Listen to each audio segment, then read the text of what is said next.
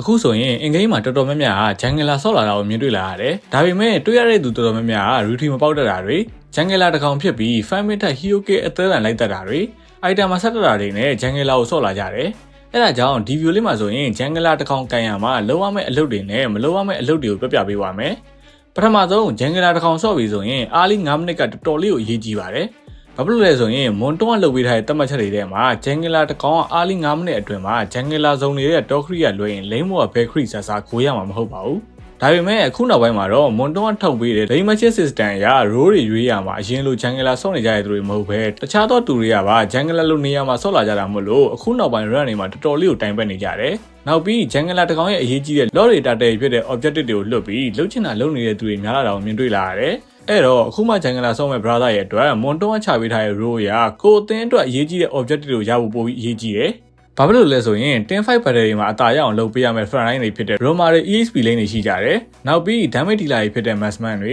zone control လုပ်ပေးမဲ့ mate တွေရှိကြတယ်ဗျာ။အဲဒါကြောင့် Jungler ဆုံးမဲ့ brother ရဲ့အနေနဲ့ကိုယ့်ရဲ့အရေးကြီးတဲ့ Turtle တွေ lot တွေကို focus ထားဖို့ပိုပြီးအရေးကြီးတယ်။ဒါပြီးနောက်တစ်ခုက Jungler ဆုံးမှာအရေးကြီးတဲ့ Cyclone Oil တွေကိုတွေ့တိုင်းစားနေတဲ့ပြဿနာတစ်ခု။ဒါကတကယ်တမ်း early ဘိုင်းမှာ Jungler ဘတ်တွေစားနေတဲ့အချိန်တစ်ဖက်အသင်းဘက်ကဘတ်ကန်းကင်းလာလို့တဲ့အချိန်မှာကိုယ့်အတွက်ပြေးဖို့အသုံးဝင်အောင်လုပ်ပေးထားတာကြောင့်ပေါ်တိုင်းစားနေဖို့တော့မလိုဘူး။နောက်ပြီးဒီ cyclone အိုင်းတွေကို Roma ရဲ့အနေနဲ့ silent cover ပေးဖို့သွားရမှာလဲတော်တော်လေးကိုအထောက်အကူဖြစ်တာကြောင့် Jungler ဆုံးမှာရှိနေတဲ့ cyclone အိုင်းကိုလိုအပ်မှသာစားဖို့ပြောချင်တယ်။နောက်တစ်ခုက objective တွေမစခင်မှာကိုယ့်ဘက်က hero power သို့မဟုတ် AoE stand နေနေတဲ့အချိန်မှာ 5vs5 objective ချတာထက် enemy ဘက်က hero တစ်ကောင်ကိုအလုပ်အရင်ပေးလုပ်လိုက်တာပို့ပြီးတော့ objective battle ကိုအသာရသေးတယ်။ဘယ်လိုမျိုးအလုပ်ပေးတာလဲဆိုရင်ကိုတင်ဘက်က objective battle ဆိုင်ဖို့ AoE တစ်စေးပဲနဲ့တာ damage မလောက်တဲ့ပြဿနာတွေကိုဖြေရှင်းဖို့အတွက် Jungler တစ်ကောင်နေနဲ့တခြားသော lane မှာ damage ပေးနိုင်တဲ့ hero PP lane အရင်ရှင်းပြီးမှ objective fight ကိုသွားတာ enemy အသင်းအတွက် lane ရှင်းရမလား objective ဆက်ဆိုင်ရမလားဆိုတော့ဗျာများသွားသေးနိုင်တယ်နောက်တစ်ခုကအားလေးပိုင်းမှာ Jungler နှစ်ကောင်ကြား level gap တစ်ခုဖြစ်အောင်ဆော့တာပဲ